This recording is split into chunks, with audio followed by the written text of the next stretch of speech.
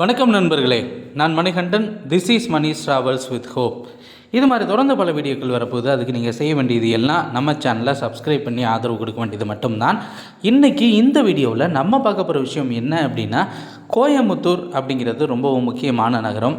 அதே மாதிரி ராமேஸ்வரம் அப்படிங்கிறதும் ரொம்ப முக்கியமான சுற்றுலாத்தலமாக இருந்து கொண்டிருக்கிறது. ஆனால் கோயம்புத்தூருக்கும் ராமேஸ்வரத்துக்கும் இது வரைக்கும் ட்ரெயின் இருக்கா அப்படின்னு கேட்டால் ஒரே ஒரு ட்ரெயின் இருக்கிறது. அதுவும் வாரத்தில் ஒரு முறை இயங்கக்கூடிய ரயிலாக இருக்கிறது. இந்த ரயிலை தினசரி இயக்க வேண்டும் அப்படிங்கிற கோரிக்கை அப்படிங்கிறதும் இருந்து கொண்டிருக்கிறது.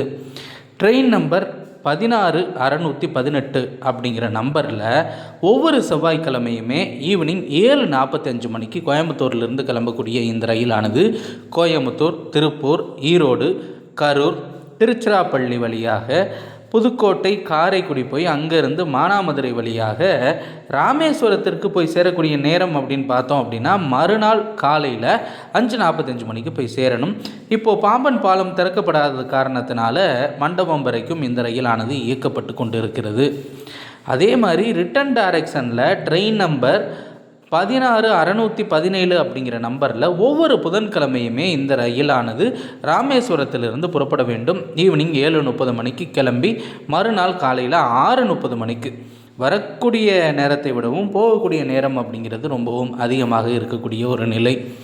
ஸோ இந்த ரயில் அப்படிங்கிறது கொங்கு மண்டலத்தை பொறுத்தளவு ரொம்பவும் பயனுள்ள ரயிலாக இந்நாள் வரைக்குமே இருந்து கொண்டிருக்கிறது. வாரம் ஒரு முறை இயங்கக்கூடிய ரயிலாக இருக்கிறது.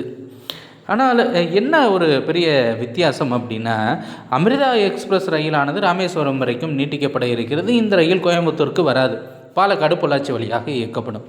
அதே மாதிரி மங்களூரில் இருந்து இயக்கப்படக்கூடிய அந்த ரயிலுமே நிச்சயமாக மங்களூரில் இருந்து கோயம்புத்தூருக்கு வராமல் பாலக்காட்டில் இருந்து தான் இயக்கப்பட இருக்கிறது. ஆக பாலக்காட்டில் இருந்து பழனி வழியாக 2 ரயில்கள் இயக்கப்பட இருக்கிறது. ஆனால் கோயம்புத்தூரிலிருந்து ஒரே ஒரு ரயில் மட்டும்தான் திருச்சி நோக்கி சென்று அங்கிருந்து ராமேஸ்வரத்தை அடைய இருக்கிறது.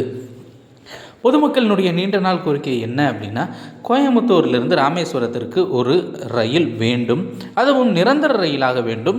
இப்போது இயங்கி கொண்டிருக்கக்கூடிய இந்த ராமேஸ்வரம் கோயம்புத்தூர் ரயில் நிரந்தரமாக தினசரி இயங்க வேண்டும் அப்படிங்கிற கோரிக்கை தான். ஏன்னா வாரம் ஒரு முறை அப்படிங்கிறது பெரிய விஷயமே கிடையாது. ஏதோ நார்த் இந்தியாவிலிருந்து வந்து ராமேஸ்வரத்தை பார்க்கக்கூடிய மக்கள் அப்படின்லாம் கிடையவே கிடையாது.